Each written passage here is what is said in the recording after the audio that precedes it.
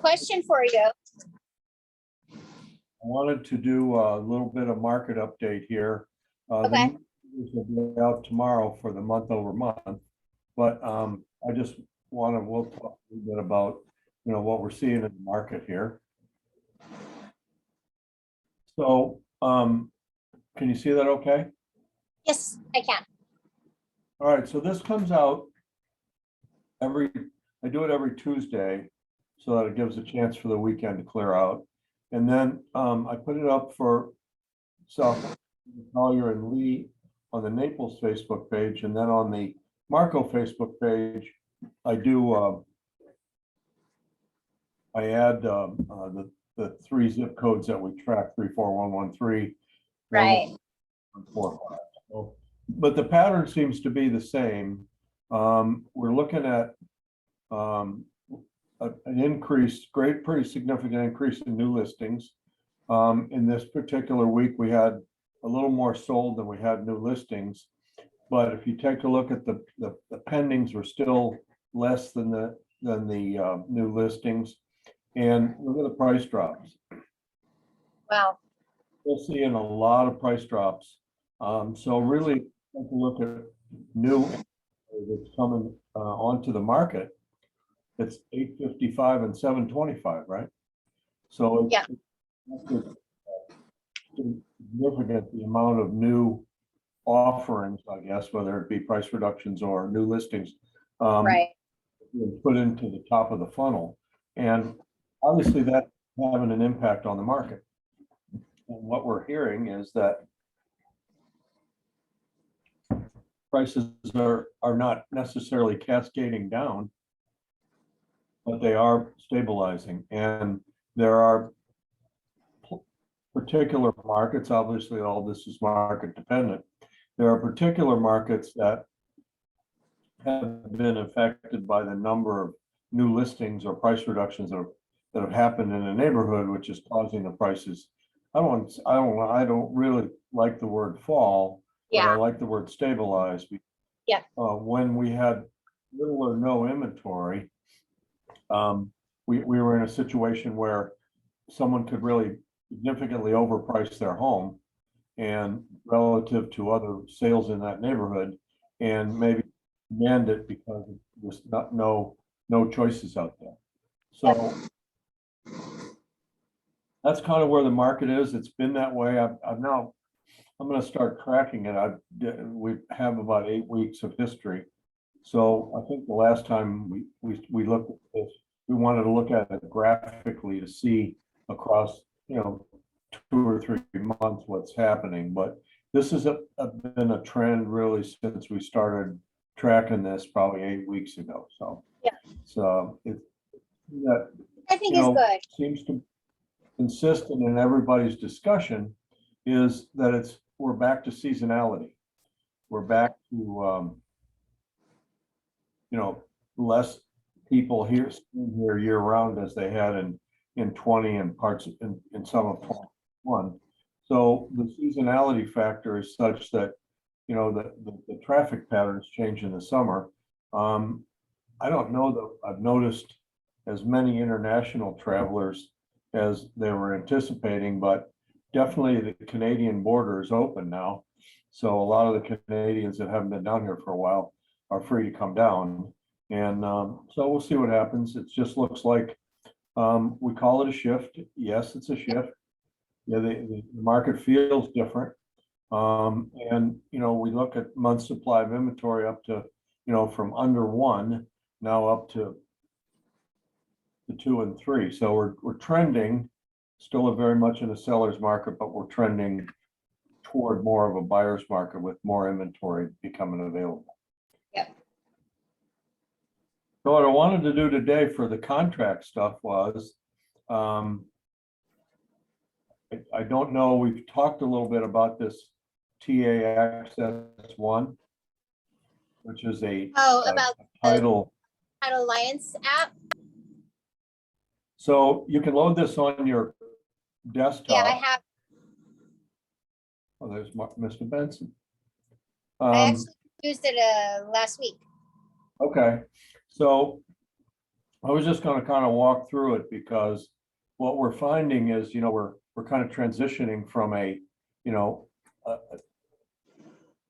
kind of a, I don't know, lucky market or, if you had a stake in the ground or you had a listing out there, you were gonna get activity because of the Right. low inventory, because of the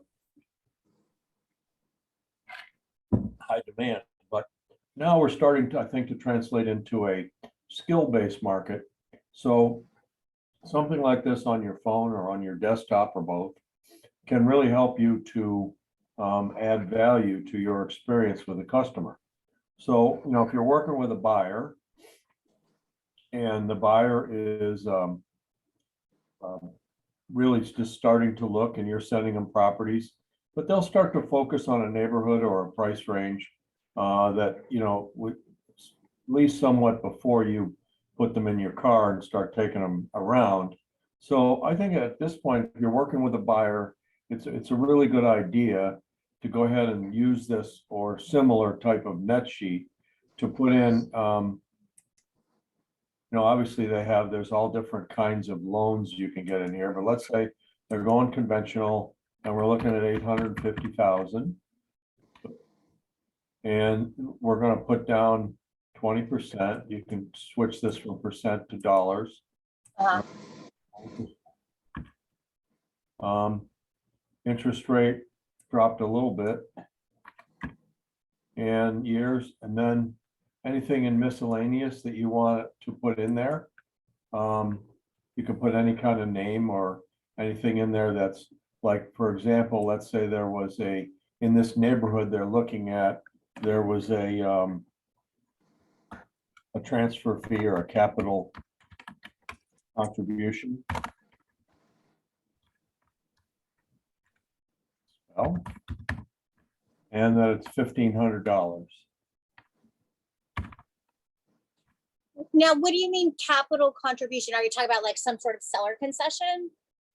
No, in many of the neighborhoods, especially in the condos and HOAs, they've discovered that they can collect 1,000, 2,000, in this case 7,500 per door when they get a new contract.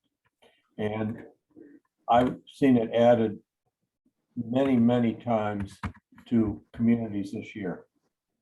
So the HOA, I'm sorry, I'm not quite clear. So the HOA is adding this? Correct. So And is it listed somewhere? it should be listed in the financial section of the. Okay, But I haven't seen any. you've seen, well, on Marco, you don't see too much of it. You see a lot of it in the HOA communities that go up Cotton Boulevard there. Okay, Fiddler's has a pretty significant one that's refundable, but the Fiddler's has quite a bit, 20,000 or something like that. Anyhow, so you'll see it you see it in a lot of communities now. I know I live in an HOA, and about 3 or 4 years ago, they started adding 750, and now they're up to 1,500. wow. It's a one-time charge paid by the buyer.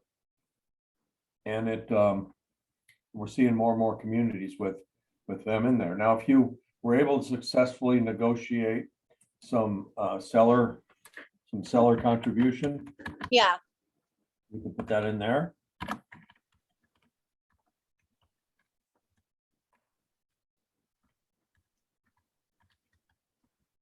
Let's say that's 5,000. So we're starting to see in contracts more and more instances of this, of the seller contributions. So that's good. we put that in there. Now we're going down to insurance. So here's what I think in this. Generally you have enough advance notice working with a buyer in a community, know a little bit about their price range and where what whether they're looking for single family homes or condos. And Right.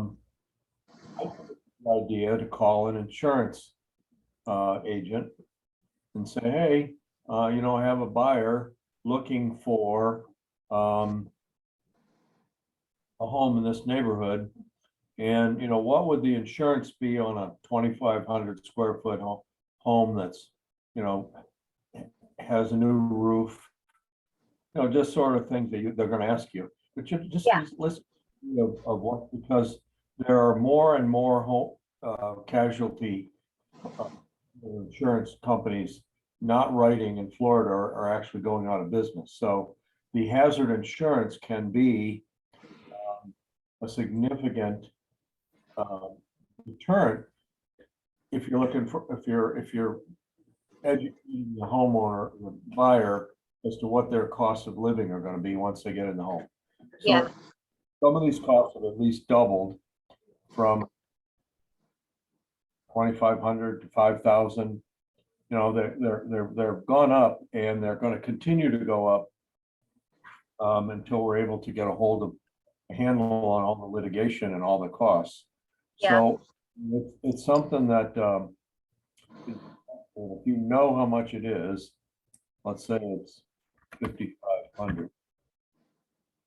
And taxes 1.2 is okay for Collier. Let's say the HOA is so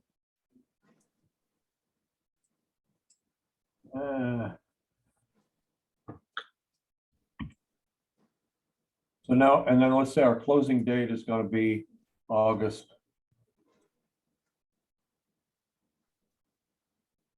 19th.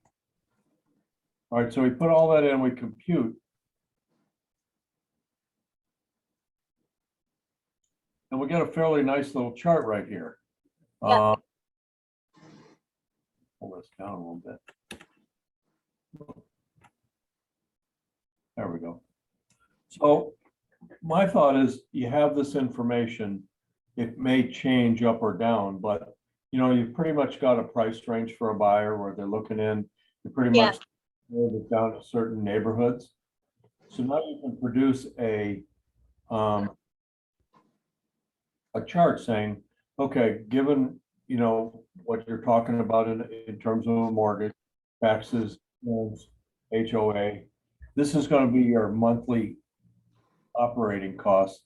This is how much you are going to bring to closing. Yeah. And it's interesting, many times the buyer hadn't thought of that, right? Yeah. They might have thought, well, I know what a mortgage is for, if I'm gonna put 20% down, I know what a mortgage is for 700,000. But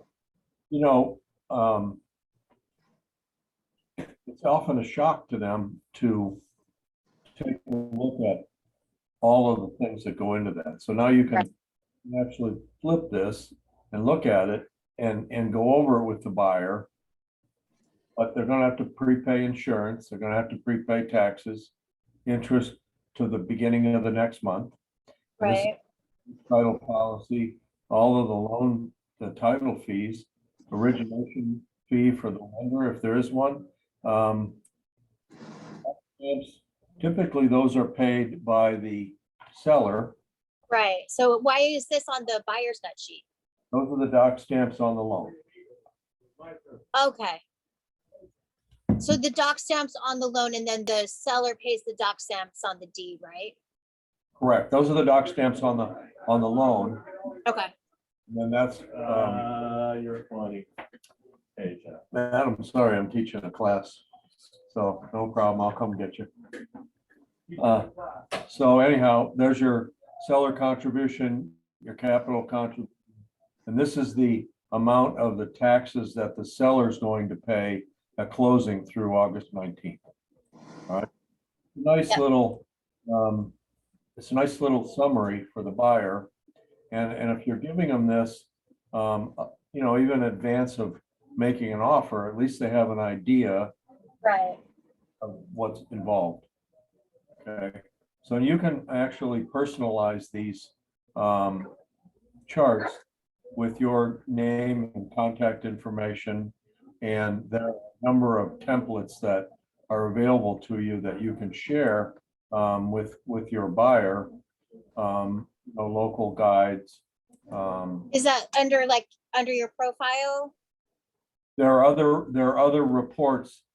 Yeah, this is not under the profile. This is under the other reports that are available to you. This is Okay. the one that gets produced right here. And I guess it is. It better come up one of these days. Anyhow, this is the standard report that you can send to their email, or you can print it out and put it in your buyer's consultation package. But it really is a nice, complete review of everything the buyer's going to face.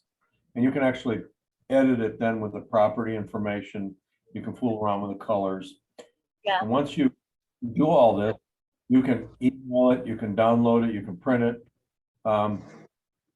You can save it under that buyer's name, so that if the price changes or you want to go back in and redo it without having, you can, and you can put your, there's a premium option, which was $9 for the year. So I figured I'd. Whole year, huh? Pardon? Big spender. For the year, the last of the big spenders. But Jeez Louise. you can see, you can personalize it with your face and name and your license, all that. And Nice. it goes on all the reports. And then there's some other, graphics that you can get that go along with it. Okay. So just a tool to help you working with buyers. Yeah, I and then- like it. We'll go briefly through the seller side.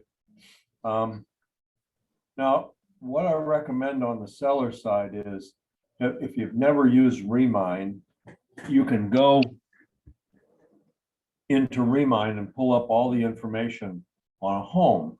Yeah. Try that. Let's see. I can go ahead over here, go to matrix.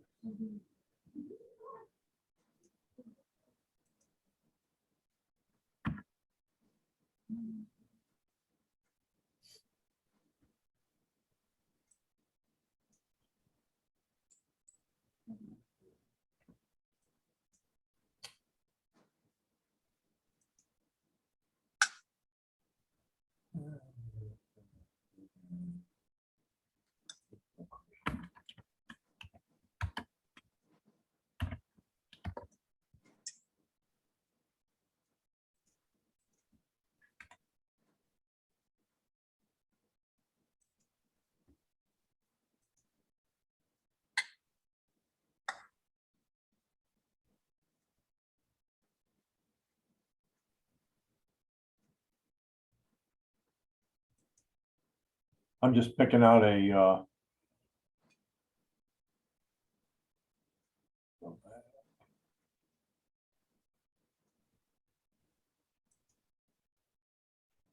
no.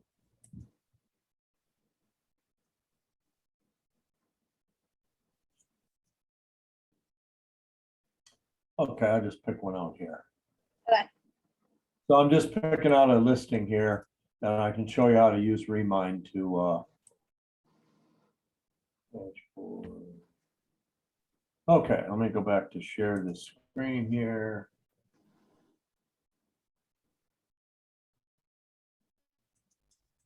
Okay, so this is your MLS front page, and this is a selection right here called Remine Pro. I've been on that. Okay. So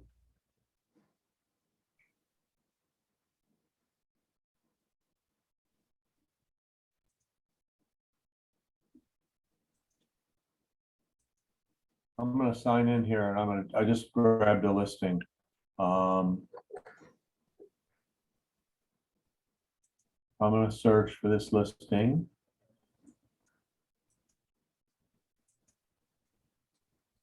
All right.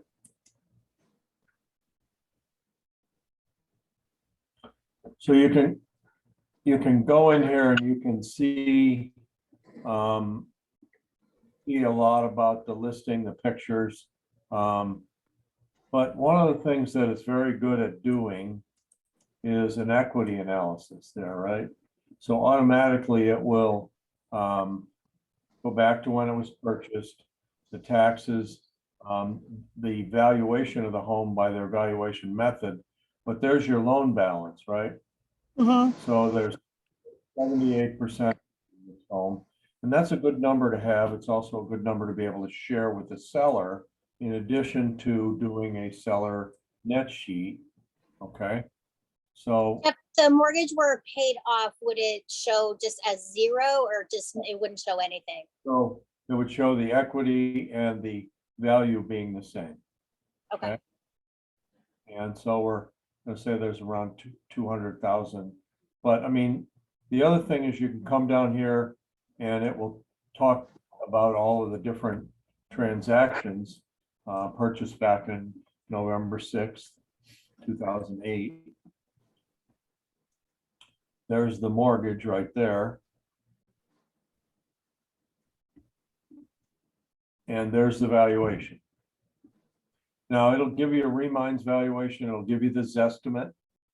It'll give you the, if First American is another title company, that's their estimate. So you can get at least some idea of the values. But then, the nice thing to be able to do is to be able to come over and do a net. Jeff, can you go back to the valuation? Pardon? Can you go back to the valuation? Sure. So if I gave this to a seller, it would show a value between 609,521 and 1,137,58. Yeah, I don't necessarily suggest you share all this with the seller. These are, CoreLogic, we can go and look at the CoreLogic has one for realists. It's just a guide. And they all have low ranges and high ranges. And then they're taking, I think, the average up there and putting it in as 844, 766. I'm not wild about sharing all this stuff with Yeah, some, I agree. because the range is so big. And if you look at the CoreLogic version, you look at the CoreLogic version of the listing, and you go in, look at the CoreLogic Right. version, it gives you at least a confidence level, but see there's a 741 range of 662 to 821, but look at the confidence score, 69. So Right. we don't have a lot of confidence in this estimate. Unfortunately, Zillow is not usually that kind. They just put a number out there, and the general public has been prone to using that number as some kind of hard fact. And then, of course, there's the NARRPR. Yep. I like the NARRPR because you can kind of use the sliders to adjust for market conditions and things. And so, that's another real good one. But, I guess the point is you can do a little bit of research on a home fairly quickly before you do your initial listing presentation there. So I'm going to go back.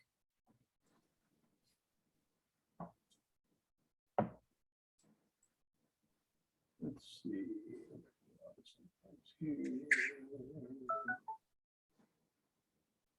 I'll close a few windows here.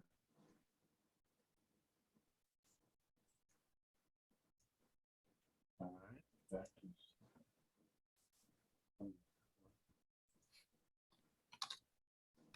so going back to there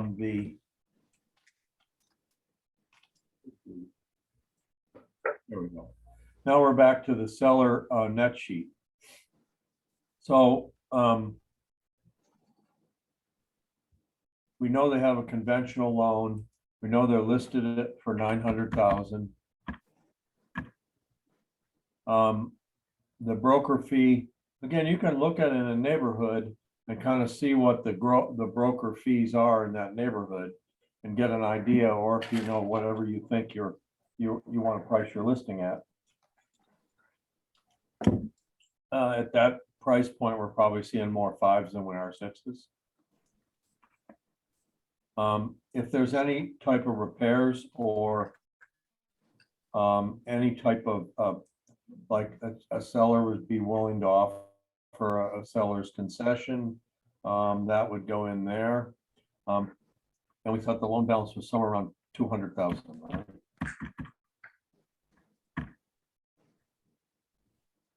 And I don't remember where we saw the rate or not, but let's say it's.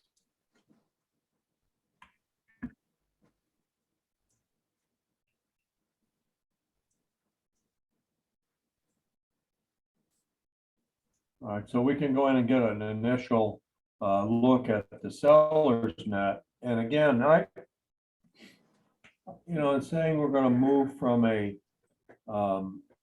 the market conditions we've been in really in 2021. Now we're moving into a skills-based market. So if you're going on a listing appointment, I think it's important to have this information. It's not difficult to get. And you're really preparing the seller while you're deciding on what the list price is of the house, for the seller to make that decision based on your information you provided and what their thoughts are. This allows you to put right in front of them what they can expect to net at closing if they bring a sales price of 900,000. And it's, again, it will go through all the details here. There wasn't a lot of, other than the title company charge, the doc stamps on the 900,000, interest that they will pay through the beginning of the current month, and then the brokerage fees. So it's not quite as detailed or lengthy as but if there's anything else that needs to be done to the house, or they want to give a credit for flooring or whatever, that can be put into here. And then again, you get your report. And again, there's a number of different reports, but at least you could bring this to your listing appointment, and you could bring it with that particular chart. You can also bring it with details, with the net sheet there. So there's a number of different formats that you can use that pretty nicely give you and your brand a little bit of a kick, and you can leave that with the seller as part of your listing presentation.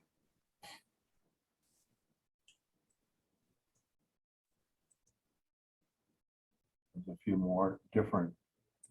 This one's nice because it's a little bit more detailed. Well, there's a number of different reports you can get, and again, you can download these. You can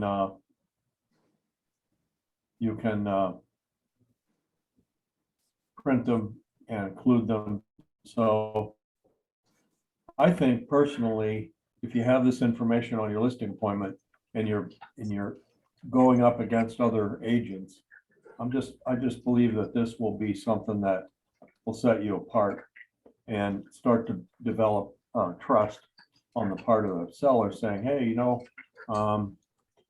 Kristen really knows what she's talking about. She's not just talking about a price. She's telling me what I can expect to net if I get this price. So I think it's a nice chart. I think it's important.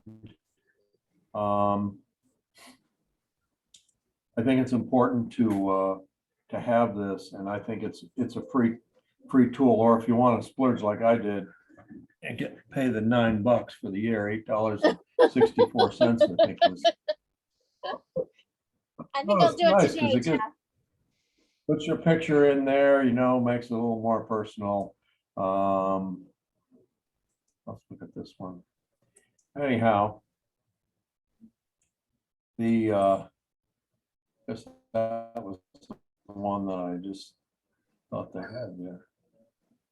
Yeah, there you go. Anyhow, that's we've never really worked through a full example, and I wanted to do that today because I think, we're starting to get the markets. Obviously, it's not necessarily crashing or making dramatic changes. It's reacting to more supply, more listings out on the market, and it's obviously going to create more competition that we've had, and you can see that in terms of the number of price reductions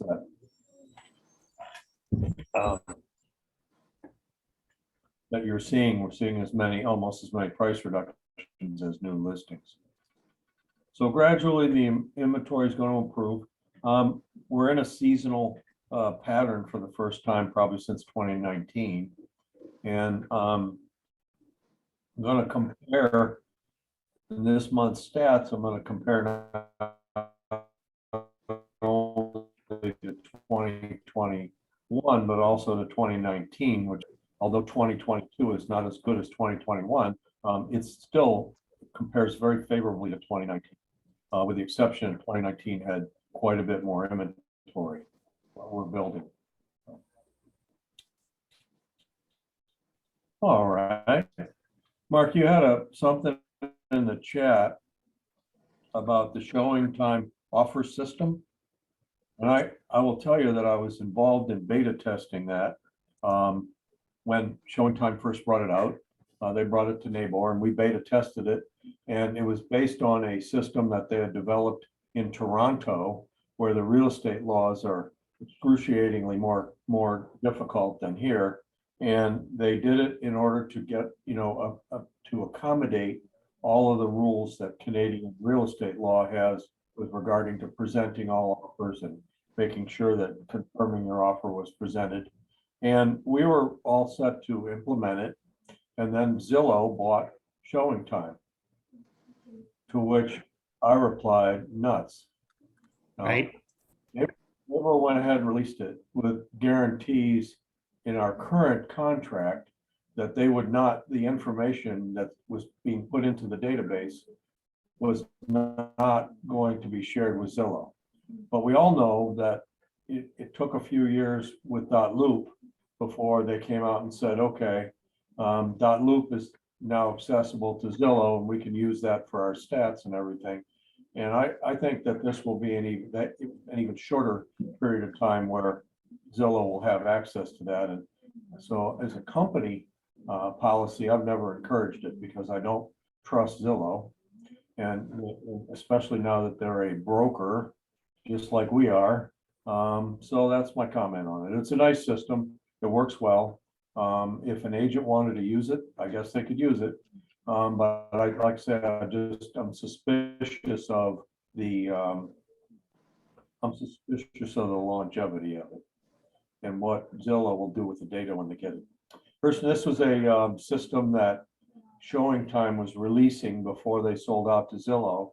That was really a fairly nice system where you'd submit all your offers through Showing Time rather than directly to the agent. Then Showing Time would allow the listing agent to manage all the offers, see where they came from, see when they were responded. And there's some nice features in the software. Like I said, I'm just suspicious of what Zillow's no longer a marketing company. They're a broker. Yeah. The more information they have, the more they sharpen their sword. And so I guess, Mark, I'm impressed with the system, but not with the ulterior motives that I think are going to come along with it. But like I say, you're welcome to, I mean, it's out there. It's been released for probably 90 days or so. You're welcome to use it. I just, like I said, I just don't think as a brokerage, we should, run out and endorse it. Does that answer your question? Yeah, I saw it come up on some listings. I've never tried it. And as soon as I saw it was affiliated with Showing Time, I asked myself the same question.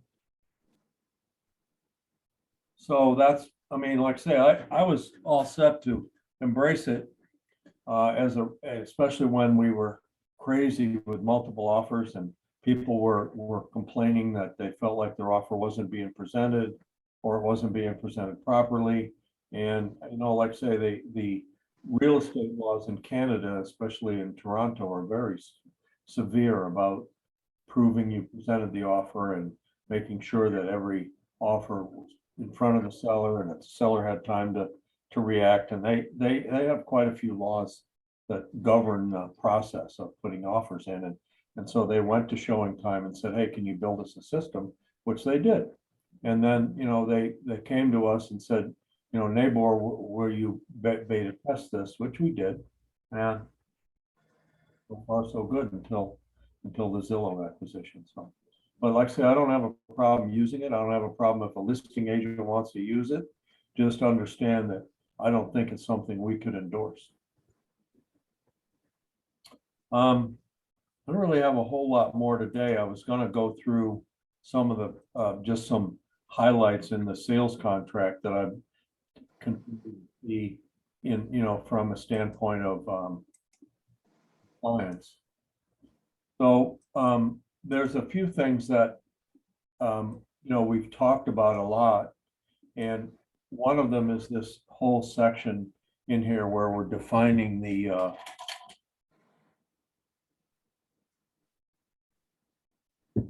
what transfers at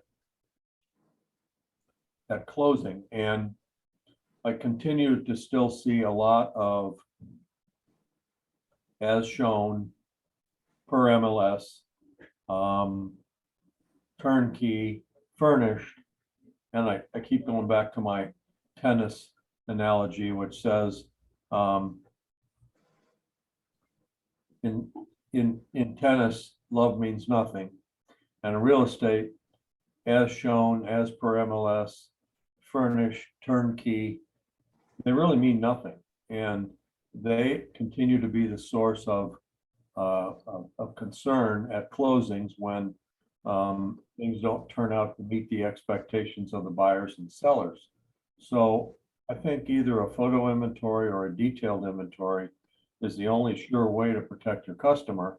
And I don't know that many listing agents that take these inventories and put them up with the listing, but I do suggest to buyer's agents, there is an addendum that says that there'll be an inventory taken within 3 or 4 days of the closing, or excuse me, the effective date, and that all parties will sign off on it.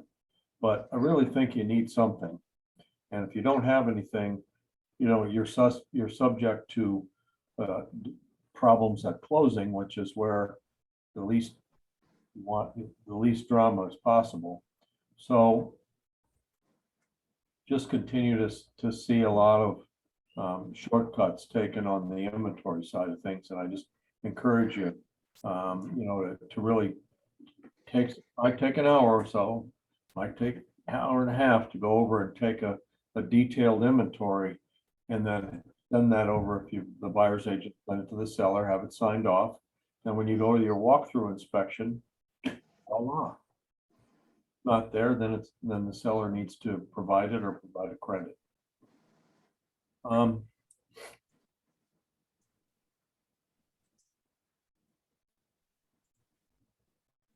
The problem of if deposits being made after the effective date. There are numerous occasions where on a contract, effective deposits due 3 days after the effective date, and the deposit never gets made, and the buyer wants to walk away. So short of talking to a few attorneys who have said there's been a couple of times where the seller has gone after the buyer saying, you breached the contract. And, really what happens is you're basically out of contract, and the Nabor contract says that the remedy to the seller is deposits made to date. There are none. So I see it being used a little bit, instead of an as-is contract, but I also see people tightening up that from 3 days to 2 or 1, so that the odds of it happening where you go to contract on a Friday and your deposit really is not on a Friday or Saturday, and you have 3 days, and then that 3 days extends out to sign it on Sunday, and the 3 days extends out to Wednesday. But just seeing a little bit of it. And if you're on the seller side, and in the negotiations, you're not entirely comfortable, then maybe you want that deposit due 1 day after the effective date so that there's no latitude for the buyer to get buyer's remorse or decide they want a different home.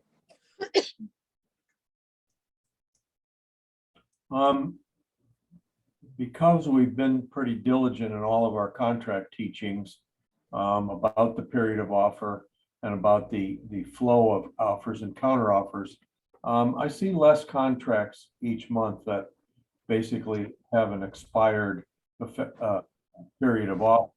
And therefore, if the buyer or seller had remorse, they could physically cancel the contract. I don't see it too much anymore, but again, make sure that that date is really real, and that if there's counter offers, remember it's accepted and delivered. So we've had cases where the seller says, I counters a buyer's offer, and it's left blank, so it's 2 days for acceptance and delivery, and in that period of time, a better offer comes in. So the seller, if they've not received the offer back, it has to be accepted and delivered by the buyer. The seller can rescind that counter, take the higher offer.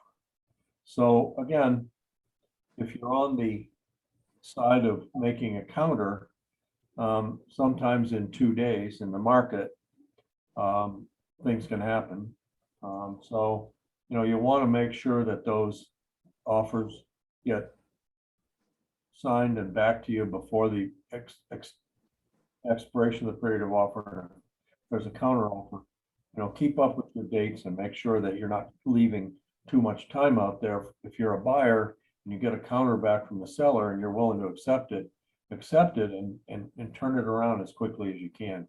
But the seller can change their mind. Hey, Jeff, I have a quick question for you.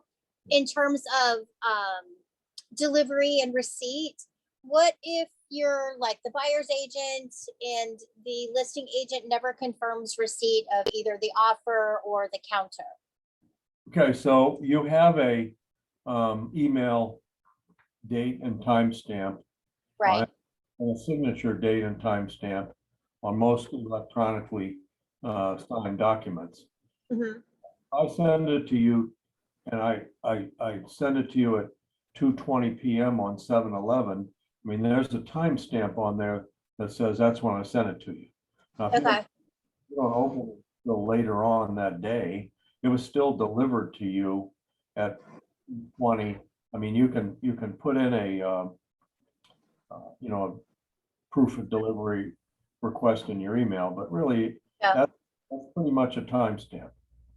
So Okay.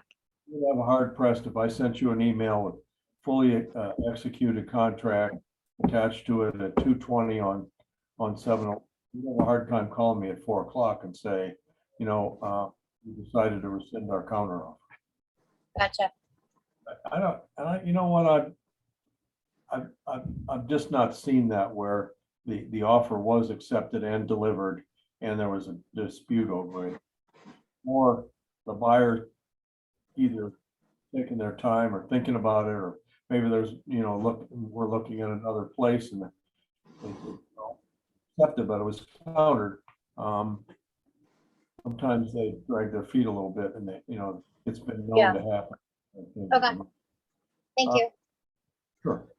So, it's just a matter of making sure that, your customer understands what the response time is and what can happen if they don't respond, timely. Right.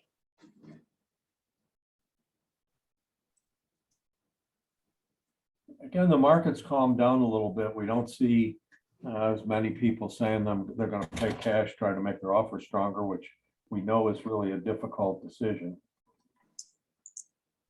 if they need the mortgage. I do see there's a little bit of an area of contention here. When you put into your financing contingency, conventional, and your customer decides that they're going to go FHA, you really need to amend the contract, because basically the seller is giving your buyer a chance to have a financing contingency based on the conditions in this paragraph. If those conditions change, the seller really can say, it's okay if you go FHA, but if you don't get approved, you're not protected by the financing contingency. So make sure, especially if you're going VA or FHA, there's an addendum required that basically explains to the seller what the seller's duties and responsibilities are. And seller does have to sign in both those cases for the lender a statement that they are concurring with the terms of FHA or VA, and that's a separate disclosure. So we've added that language in, should be attached here too and made part of, because people were checking the FHA box, and then that disclosure was sent over from the buyer's lender to the seller, and the seller said, I'm not signing that, I didn't know about it, and the loan can't be approved. I understand there's a few requirements there. One thing that I see, you see on 61, an initial or fixed rate of interest not exceeding, you know, that's there to protect your customer. And I see MKT market, prevailing, and I see it left blank. And I don't know why you wouldn't want to have that discussion with your buyer. If I put nothing in there and the loan comes back at 6.5,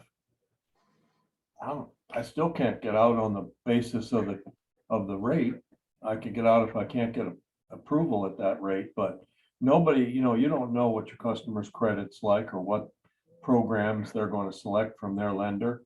So I really think you should consider having a discussion with your buyer and saying, let's put 6 in there, or 575, and then at least if we, can't find a loan that we've done a net sheet for you, we're showing you what your payment's going to be, and if that interest rate ticks up 1/4 of a point, it's pretty dramatic in terms of the investment from the buyer. So I always recommend putting something in there that caps the liability to the buyer not being able to get a loan below a certain rate.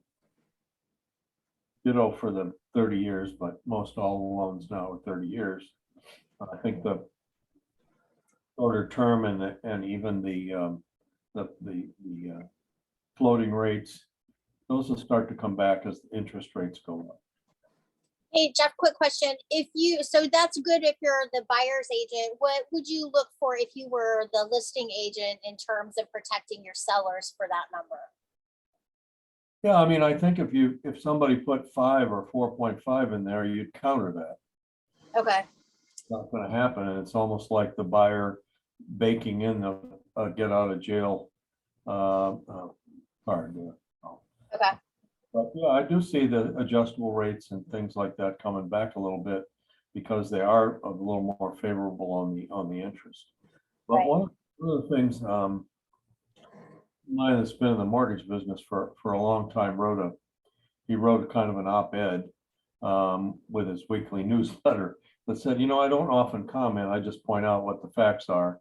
But he said, for years now, the government has been selling treasuries and buying mortgage-backed securities, and that's been keeping the rates, artificially low because it's just a liquidity thing that the government's getting money from the sale of treasuries and then turn around and buying mortgages or mortgage-backed securities, which are packages of mortgages.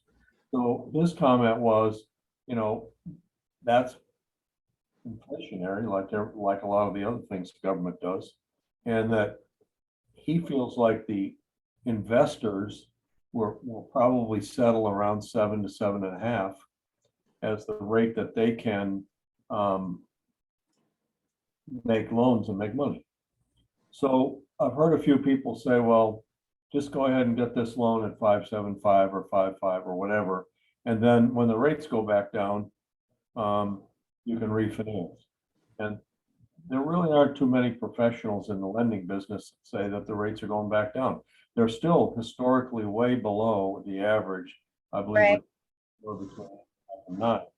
So I just thought I'd throw that in. I mean, it makes a lot of sense to me that the reason that these rates were so low was because of the liquidity that was being thrown into the market by the government. And now that they got to raise the rates and they got to stop doing that stuff. So I don't see mortgage rates plummeting back down like they were. For the purpose of, you know, what's looking at what's really happening in the economy. Yeah.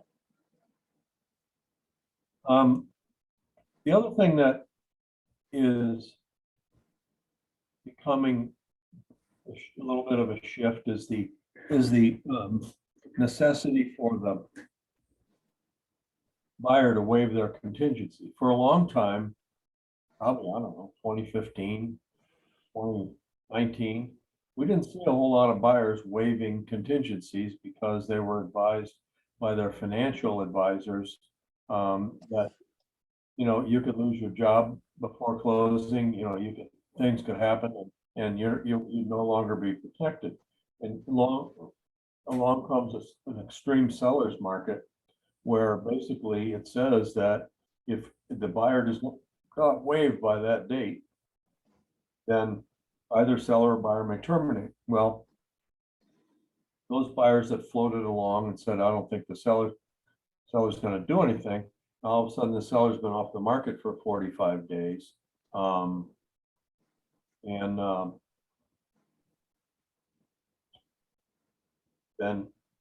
the seller says, wait a minute. They didn't waive. They said they would waive on this date. They didn't waive. So I don't know, you know, what that means about the quality of their loan or whatever, but I'm going back on the market. I'll see you later.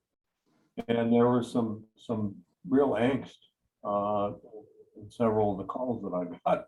What do I do? Well, nothing much you can do. The seller just canceled, give the money back. But, you know, if you want another shot at that residence, you're going to put another offer in. And so that's been a little bit of an interesting twist that was made the neighbor contract operate differently. But now I start to see a little bit more inventory out there, a little bit more of the willingness of the seller not to terminate. But remember, if you're on the listing side, you got to look at that contingency date and see if it makes any sense. You know, the FAR bar went to 30 days, including appraisal as the standard period. This is 45 days, not really including appraisal. So I think if you're on the listing side, that date has to be reasonable. And it has to be something that the seller can rely on, and that if that date comes and goes, that there could be some trouble with the loan, or the buyer is just saying, hey, I'm not going to sign it. And if you're on the buyer side and you put that, I've seen people leave that blank, and of course I'm not a big fan of blanks, and have it be after the closing date. So I'm wondering, why would a listing agent and a seller accept a contract where the date is after the closing date? So I think that's, you know, this line 65 is, don't understand why we don't have a better understanding of it. If you're on the listing side, you got to make sure that it's 30 days, 35 days, but not 45 or 50 days. Because now I'm off the market for that period of time, and I could have to go back on the market because the loan didn't get it. And if you're on the buyer's side, obviously you want to make it as long as possible, but if your offer is being compared to another offer, maybe 45 days isn't long, because it seems to me we're not having that much trouble closing loans in 30 to 40 days.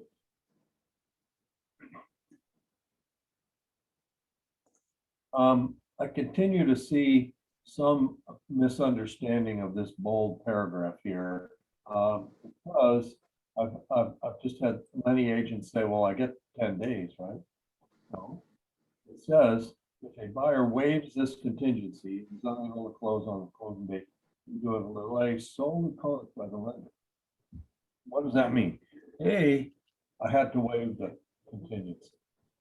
In many cases, when people are having struggle in getting closings done and getting closing dates, they haven't waived the contingency, so therefore they can't extend up to 10 days when they haven't waived their contingency.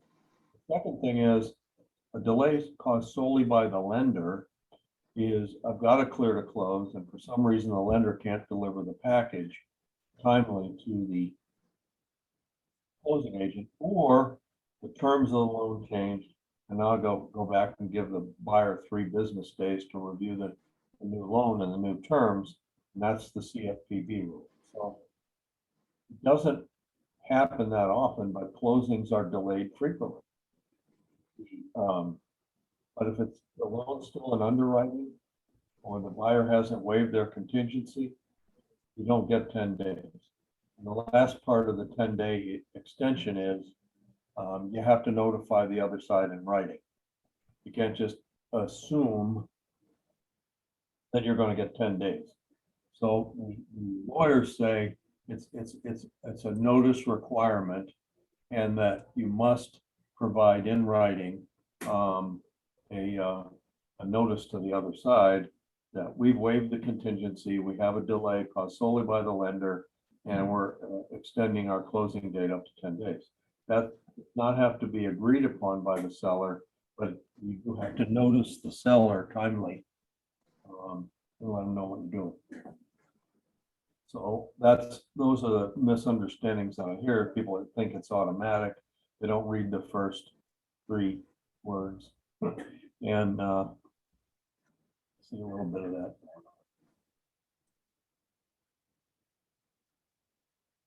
So we still continue to have assessment issues, although the assessments from IRMA are pretty well flushed through the system. But you still have to do your due diligence on the buyer's side by calling the property manager or the board, the president of the board, if all else fails, and find out what's going on with any special assessments, anything upcoming, anything being discussed at the meetings. You don't want that to be an aha if you can ferret it out early on in the game. The existing leases thing, we've got a seller that's selling, and they're using a lot of VRBO, HomeAway, Airbnb leases.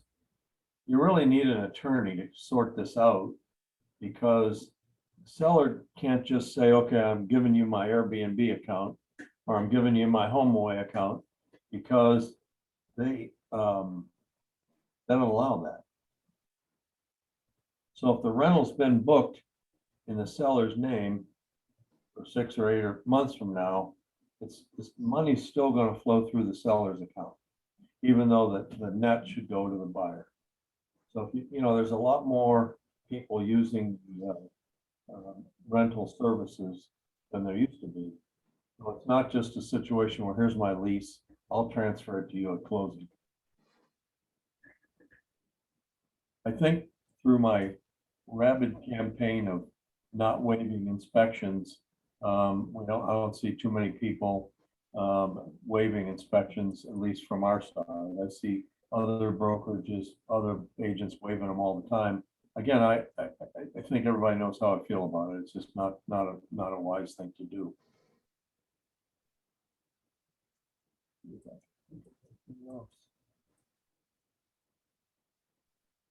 So surveys and flood elevation certificates, obviously the survey is important if you can get that from the seller, and it can save the buyer a lot of money from having to go out and get a fresh survey versus say an update to an existing one. But the elevation certificates are not so important anymore, because you can get flood insurance information without an elevation certificate. The only time an elevation certificate comes into play now is if there was the buyer or seller believes there was a mistake in the calculations. But these are all done now by a fairly sophisticated risk reward software. And we've had every property in Florida has been what's called LiDAR mapped or laser mapped. So we now know if Mark lives 2 feet elevated and I live 14, my rate's going to be different than his. Whereas before, the maps were just area wide and they weren't as accurate, and people could pay a lot more or a lot less than they should pay. But now with the new system that went into effect April 1st, for residential properties only, I might add, you don't need an elevation certificate. Okay. It's not quite so important as it was.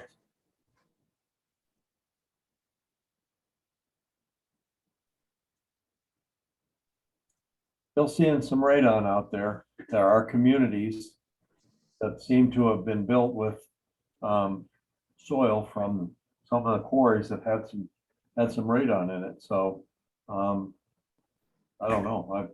I've had a couple in the vineyards that were like 14. Where did that come from?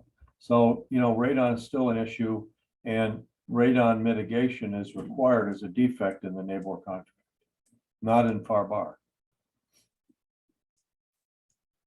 So we have this disclaimer on 196 to 198, and you notice that the disclaimer says that the buyer has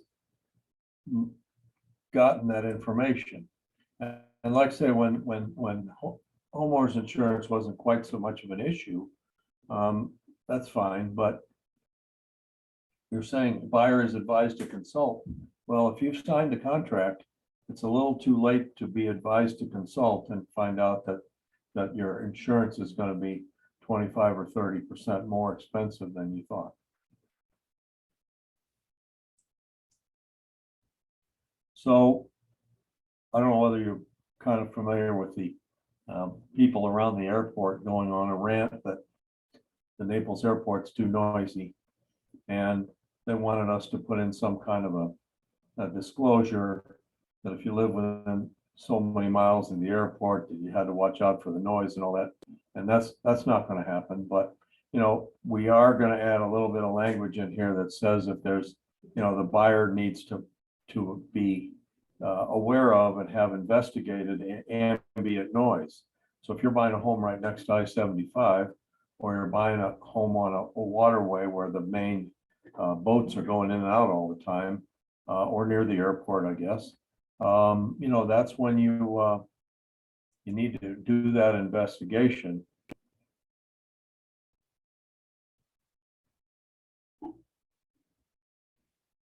Yeah, Mark's asking, is there language in the sales contract which says the buyer will hold? Yes.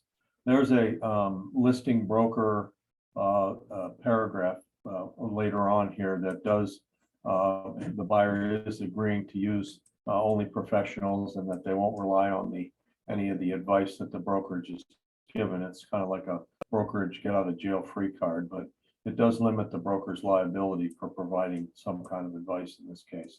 And again, I always want to give people more than one. Yeah, I did a little cheat sheet compressing, these paragraphs into what's defective and what's cosmetic. And if you're interested in it, I'll be glad to send it to you. It's on one piece of paper, and it says, here's what the buyer can inspect, here's what's defective, and here's what's cosmetic.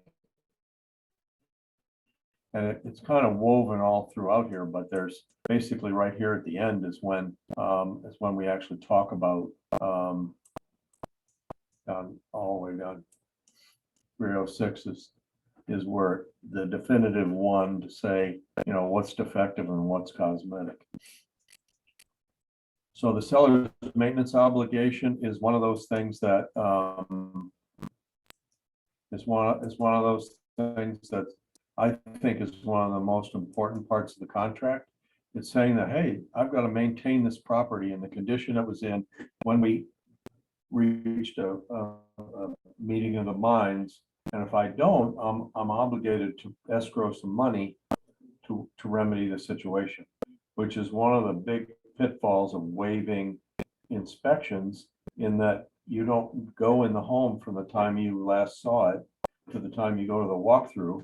And, you know, and if the place was perfectly cool when you did your showings, and all of a sudden you walk into the walkthrough and it's kind of warm and humid in there, how do you prove? You don't have a baseline from an inspection saying the air conditioner was tested and the differential was this. You don't have any kind of baseline, so it's really hard for you to make a claim against the seller as a result of the walkthrough.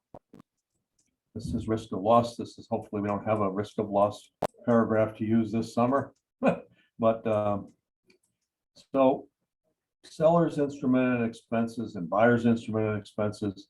If we did a net sheet for each seller and each buyer, these paragraphs would already be in black and white, including what everything that the buyer and seller would have to pay unless otherwise negotiated. And one of the things that, if you look at line 388, if you're going to ask your buyer to pay an additional $495 charge or whatever to cover your admin fees, the brokerage doesn't charge one, but many agents do to cover their costs for transaction management and so forth. You really need to put that down in the other terms and conditions, because that's the only way it's contractually agreed upon, that the buyer will pay it. Again, we put the HOA disclosure and the condominium law disclosure in the contract. And again, no HOA disclosures for a condo.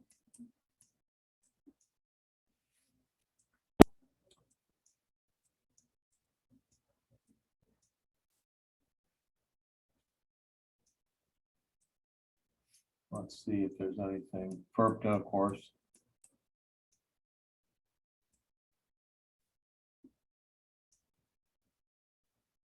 So obviously, remember, people just seem to have constant difficulty understanding that the periods of time are calculated in calendar days, not business days. The only business days are the 3-day condo and 3-day homeowner document review. Everything else is calendar. And if the deadline ends on a Saturday, Sunday, federal holiday, or the observance of a federal holiday, that's when they get moved to midnight on the next business day. But I get asked probably more questions about time and dates than I think than I expect. But that's what I'm here for. So again,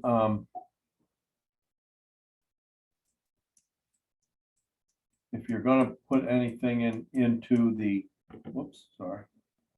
you're going to put anything into the other terms and conditions, please have it be legally sufficient.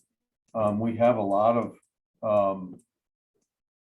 terms and conditions that we've gotten from attorneys to do with appraisal gaps, to do with in an as-is contract.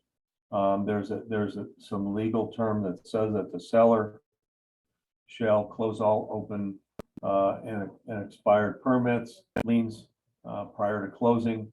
If you don't have that language, you should have it and throw it into every as-is contract, because otherwise the seller is not obligated really to do anything with open or expired permits. If you have addendum, they need to be listed here to be made part of the contract.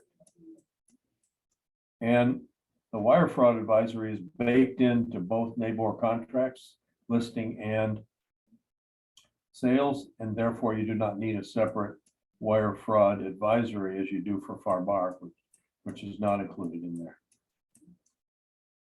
So 567, 569, broker Jeff likes that to be signed by the seller, especially when there's multiple offers, to prove to the agent that the seller looked at that offer and decided not to accept it. That's proof positive that the seller looked at your, that you at least went to line 567 in your offer and said, thank you, but I don't accept it. And the code of ethics was modified a couple of years ago to say that the buyer's agent has the right to ask the listing agent for proof that they presented the offer. Now, I don't know in practice how much of that's taken place, but I haven't been an agent for many years. I just was always suspicious when my offer didn't go through and all of a sudden the listing agent had both sides. And I didn't know, since my offer was a little bit stronger in what closed, but that's neither here nor there, other than the fact that you have the right to prove to your, and I just always thought in a multiple offer situation, it was basically you have 5 offers and you accept one, you send 4 back with a letter of thank you for your offer and all that, and this page signed by the seller. And again, 576 and 577, you can't change compensation in sales contract. Why? Because the sales contract is between the buyer and the seller, and the listing contract is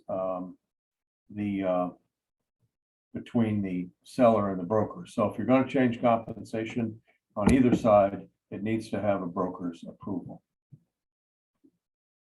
Mark says, will you please mention what's required when the buyer is in a corporation or a trust? Documents show evidence of signing authority.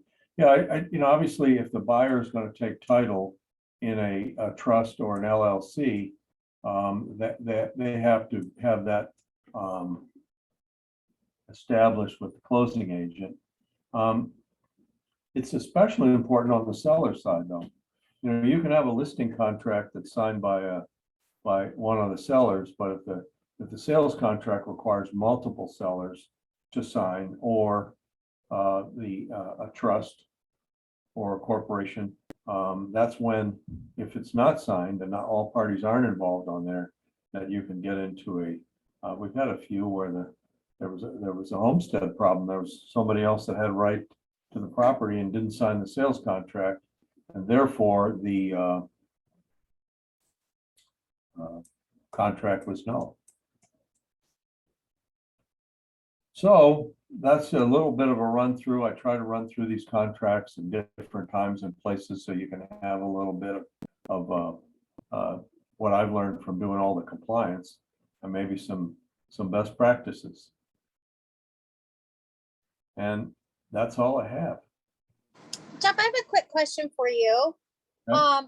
I had a situation yesterday where my buyer was putting in an offer and the seller's name on the MLS did not match what was in the Collier appraiser site. Okay. And I reached out to the listing agent. He never responded or got back to me. So I just put what was on the appraiser's office. Right. So I just wanted to get clarity on that. Yeah, the appraiser's office and the deed is the official name of the seller, and what was put in MLS. Sometimes you can click on the PID listing and it'll take you to Realist. Uh-huh. Information, the property appraiser information are often the same. But Right. I think you did 100% right. Go to the deed, look at the deed, and whatever's on the deed is what has to go on the seller side of the contract.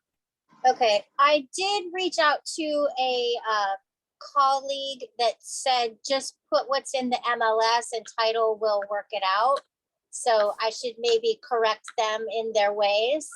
For sure, because if you, in the buyer side, you can put Jeff Jones or assigns, or you can put Jeff Jones. Right. And all 4 contracts are assignable, so I can take title in a different way. Right. Our contract, you have to check the box that the contract may be assigned without releasing liability to the recipient. But in the NABOR contract, all contracts are assignable, so the buyer's name and title on the contract really can be changed up to 15 days before closing. The sellers cannot. If the seller's name is not correct on the contract, then it's not, That's what I thought. Okay, thank you for the clarity on that. whenever we teach the listing contract, we go to great length to say, hey, you gotta list it with the right people. And you gotta know if there's more than one person that's got to sign on it. But when the sales contract is written, if it's not right, then the contract is voidable. Gotcha. All right, Thank you. you're welcome. Thanks for attending. Mark, good seeing you. Thanks for bringing up, you always bring up some great points. And I'll send you that defective versus cosmetic chart. I'll send it to you too, Kurt, just to see if you can use it. It's just a little one-page thing that I did for a contract class, but it's handy because there's always debates, between. Right. You send it over, it's defective, they say, no, it's not. We'll say, well, here's the line in the contract that says. Yeah. It is. Awesome. Thank you, Jeff. Great class today. Y'all Thank are- you. Thanks, Mark. Appreciate you. All right. See you later.